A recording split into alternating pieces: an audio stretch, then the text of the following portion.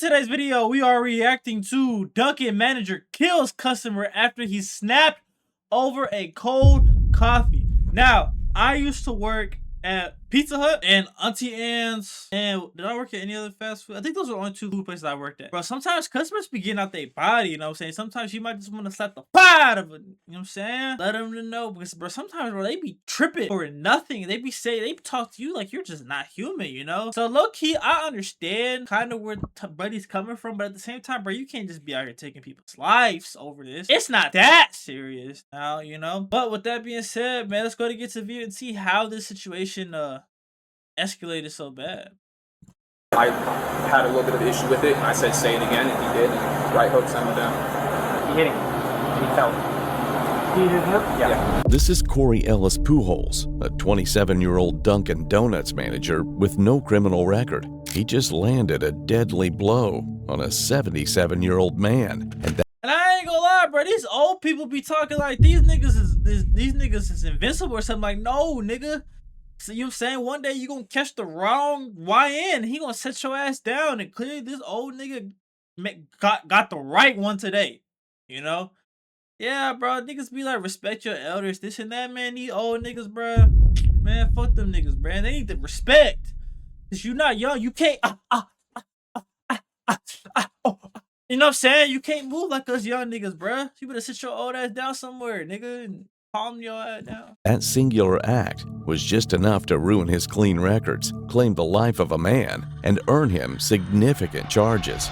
On May 4th, 2021, just after 1:30 p.m., Tampa police were called to a Dunkin' Donuts inside a Circle K in the Palm River area of Tampa. When officers arrived, medics were already treating the victim, 77-year-old Vanell Cook, who was He looked like a dickhead too, bro. I ain't even mad at you. I ain't even mad at you. I forgot what your name was in the beginning. Corey? Hold on, let me read what this says. That says, yeah, Corey. I ain't even mad at you. He looked like he be on bullshit, bro. I don't even blame you. unconscious and bleeding from the head. I came in from the truck. You can see I have an altercation with one of the employees. And I guess it spilled, and I remember in here he was. Yeah, he was on near 6 Douglas Street, Tampa, Florida, 33619. Hey, I don't know what happened. I was there. He was actually there. Don't check the DM. He was face. I'm sitting down. Which kid? He has heart problems. He's 100% disabled. That is Disabled veteran. Disabled veteran. He's got allergies. He's seen allergy tag. What's he have? Almost immediately, Corey Pujols approached the officers and told them he was the man they were looking for. Calm and cooperative, he explained exactly what happened. Yeah, so first and foremost, let me just say my name is Corey Ellis Pujols. I am the guy you were looking for in regards to this situation. The long and short of it is that here at This nigga said the long and short of it, nigga. This nigga has probably never said that a day in his life. This nigga said the long and short of it. Holy fuck. Matter of fact, I don't think that's ever come out of a black man's mouth. Ever. Damn, that boy is deep in the cold switch. At Dunkin', he's a regular. He normally comes through here and orders a large hot coffee. But today, maybe he's having a rough day or something, and he decided to be extremely profound at the mouth. And I asked him respectfully on the microphone, could you please not use that kind of language, you know, obviously with me and my employees. And as well as that, and he said no, and then he came around to the window. He kept going at the window, and then I guess he was going to come inside. So I came inside. I came on this side to let him know. He asked for the manager. Our current store manager is off already. She worked morning shift, and she's currently otherwise here. So I would be for the senior shift. I've been here a little bit longer than he has, so I was reserving responsibility for that. In any case, I came out to let him know. I said, listen, sir, with the profanity that you use, I would highly recommend that you go on about your business. We don't want to serve you any coffee today. Maybe you can try again another day, but you have clearly upset, you feel me, the atmosphere here, and we would like for you to go on about your business. I asked him to do that repetitively. It's all on camera. As I mentioned, he came inside, and when he came inside, he addressed me and he was looking. I said, you know, hey, listen, the manager's not here right now. I'll give you the, you know, the manager's store number and all that good stuff. And he didn't want it. And I said, sir, well, can you please go on about your business again and have a good day? And he said, no, you're a fucking nigger. And then I said, and I'm sorry, I had a little bit of an issue with it. And I said, say it again, and he did. Right, with that. You know what I'm saying? You could have probably got that off back in the day. But these YNs nowadays, bro, 2021, yeah, nah, you're not getting away with this nowadays. Niggas ain't going for that one, you know what I'm saying? Maybe you could have got away with that in the 1950s or something, bro, but nah.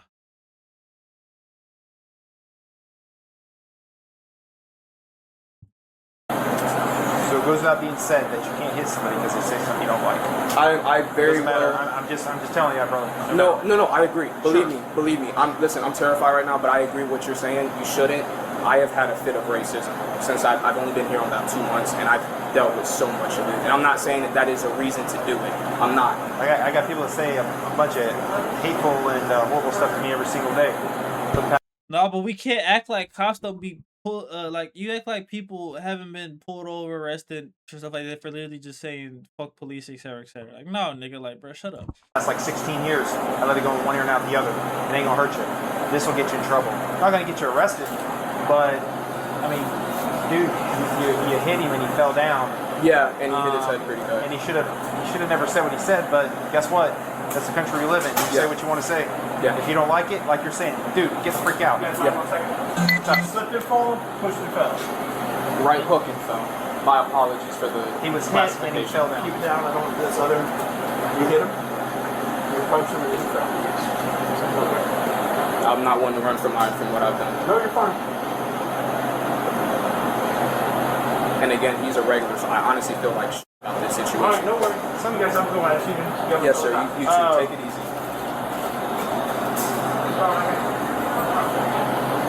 Howdy. Gentleman came in, was being very rude to this gentleman, which is the on-duty manager. Acting manager for all intents and purposes. Yeah. Said some few expletives, and he hit him. And he fell. He hit him? Yeah. Did you get his information yet or no? I have not. I just came in and... That's his grandson that's with him, though. Okay. That is his grandson. I was just talking with him. him. Information if necessary. So, I ain't gonna lie though, like even as a kid, bro, that probably got to be so embarrassing when your parent is just acting like a complete jackass and talking crazy to the service managers like you've never been in a bad position, bro. Like, come on, bro. Like, what are we doing, bro? Why are we copping attitude with the Dunkin' Donut employee when it sounds like they ain't do nothing wrong, bro? You just came in on some bullshit. That shit weird. yeah, you want to grab his 43? I have. We do have surveillance. However, when the boss leaves, she locks the. That's fine. Yeah, she locks the. So here's the reality of what could happen. Yeah. If you charge a battery, yeah, you could be charging battery. Right. That's after we speak with him and see what's going on. I'm aware. Yeah. Yeah. I'm not trying to get on to you, man. Yeah. No. You can't let, and I'm telling you from here on out, you can't let what somebody says anger you. Yeah. Like I said, I deal with it and I let it go on. I mean, people say nasty and hateful stuff to him and I just believe because me, we do our job. I know. For no reason. I know it. You're going to have people like that throughout your life. You just got to let it go in one ear and right out the other. And just realize that he's going to leave and be on his way and you're going to still be here working. Right. You know? So we'll let them get him loaded up and everything like that. Just do what you got to do, bro. I'll be in here in a minute. Yeah, I'm not going anywhere. You're cool. You're good to go, man. Thank you. It started moments earlier in the drive-thru. Employees couldn't hear Cook through the speaker. He became agitated, began yelling, and was told to leave without being served. Instead, he parked and walked inside. A Dunkin' employee who dealt with Cook at the drive-thru told officers the same story Pujols did. So basically, he was just being, outright rude when your card is going through. But he was just being For what reason? Verbal. I asked him if he wanted iced or hot coffee. He instantly was like cold coffee. Confident. He was like, who the fuck likes cold coffee? I always ask for the same. Y'all always get it wrong. I'm like, okay, sir, we cannot hear and identify you at So he got mad because you asked him if he wanted ice or hot coffee. Yeah. Instantly off rip, he was already mad.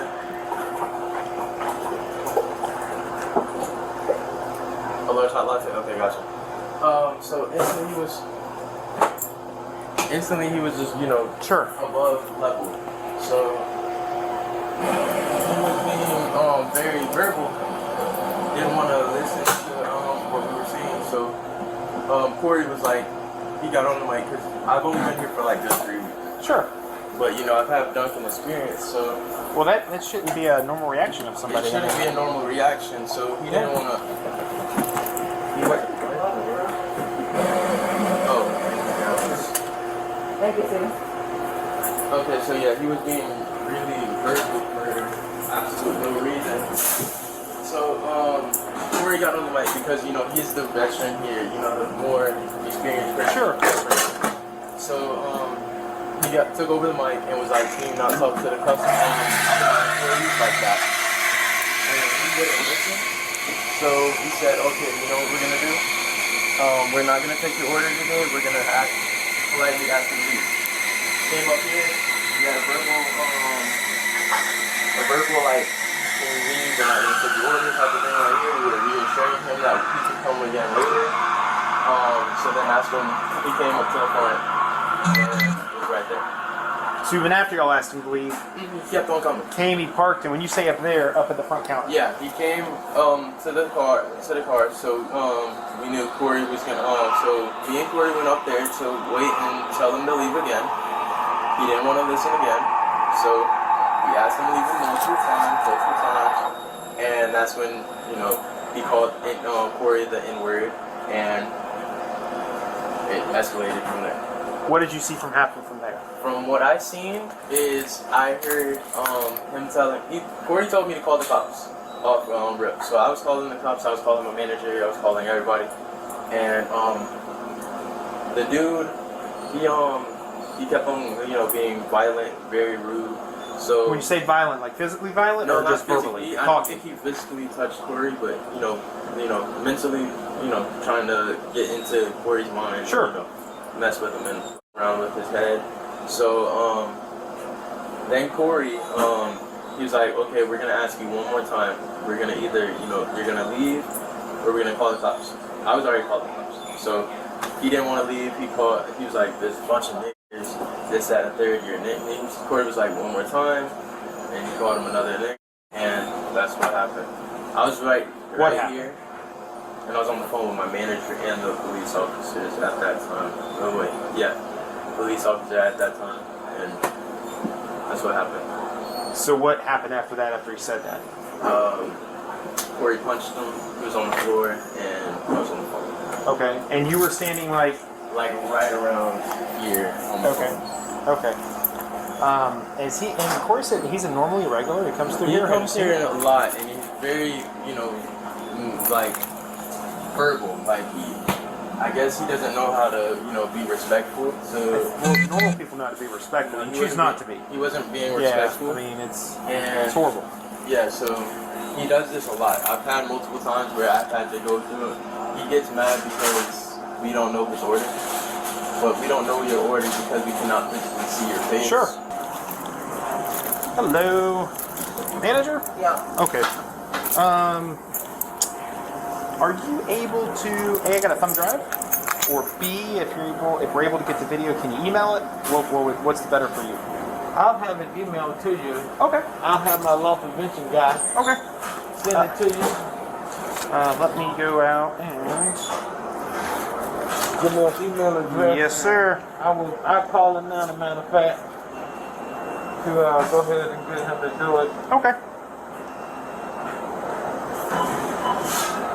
Police requested the store's surveillance footage, and it told the exact story the two employees told. Instead of leaving the property as the employees requested, Vanell Cook parked his car and walked inside the store. Seeing this, Corey Pujols, the on-duty manager, immediately told a co-worker to call the police. Cook approached the service counter and continued arguing. Pujols stayed on the opposite side, separated by a waist-high swinging door, and repeatedly told Cook to leave the store. During the confrontation, Cook used a racial slur, calling Pujols the N-word. At that point, Pujols stepped through the swinging door, moving closer but keeping his hands at his sides. He warned Cook not to say the word again. Cook repeated the slur. In response, Pujols threw a single punch to Cook's jaw. Cook fell backward, struck his head on the concrete floor, and lost consciousness. Pujols then walked away as emergency services were already being called. The victim, Fennell Cook, was later revealed to be a registered sex offender with a long... Oh, yeah, fuck no. That nigga, hell no. Yeah, no. Fuck no. Yeah. He had it coming.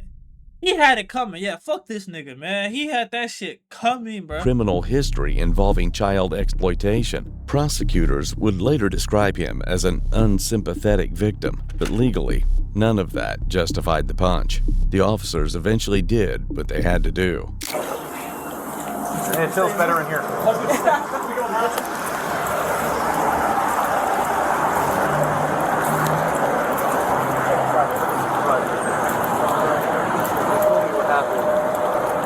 Oh, I'm sorry. You're going to run. Yeah. They told me what happened. I feel for you 100% right now. What's happening at here is not acceptable in any way, shape, or form. And I understand your anger and your level of frustration, but I would be pissed too. And this is one of those things that there's one thing that's steering us right now, and it's the level of critical. He's in critical condition right now. It's not what we're doing. He has brain swelling right now. He's unconscious and everything. So I'm going to pray for you and for him that he recovers. If he recovers and he's okay, this is not big deal. You know what I'm saying? It's the level of injury. Had he not been this injured, there's a lot of things he could have done. Because like I said, nobody here is okay with what that guy said. And none of us would know at all, you know? And he deserves to put his place for that. But because of how seriously he's injured, we have no choice. You know what I'm saying? So I want you to understand that. Everybody here agrees that what Kentucky was wrong, what he said he was wrong, he has no choice. Like I said, he's not in there. So I'm going to pray for you and for him that he recovers, that he just hopefully go away. But for the time being, you're going to be charged 1 count of battery on the elderly male, which is over 65 years of age. You'll have a bond, so it's not going to be really high. You're going to bond out tonight at some point. And then we'll just pray all of us. This guy recovers and, you know, everything will work itself out. You know what I'm saying? Is there anything you have that you want somebody to say here? Yes, please. I'm his mom. That's fine. Mom, you want to step over here and we grab all this stuff? Get that over. Do you want a bag? Ma'am, do you want a bag? I can give you a bag for all that.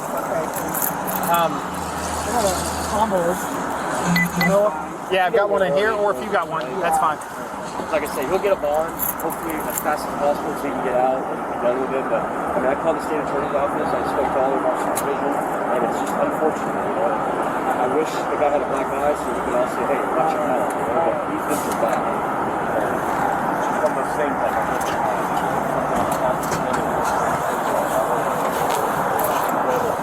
It's a really sad situation. What can make it go best? The guy recovers. I'm sorry. Corey, you have anything else on you, brother? No, that's it. Took everything else. That's for mom. Okay, that's it? Right here. Yeah, that's for mom. That's it for the coffee? Yes. Yes, Corey, you'll have a seat in the car over. Yes, sir. Brother, what the detective was saying, we 100% agree. But when his head hit hard and everything, when they brought him out here, he was unconscious. Yeah. And then while he's up there, he's not doing good right now. He could get better, okay? So you go down, we'll tell mom. Mom can go down. Yeah, you do that and I'll 1035 you. Do they? Okay, that's fine.